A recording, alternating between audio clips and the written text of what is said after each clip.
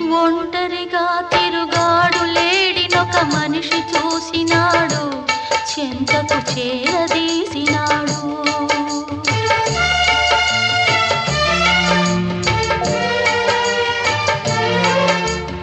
అభమో శుభమో తెలియని లేడి అతనిని నమ్మింది, తన హృదయం పరిచింది. ఆ తరు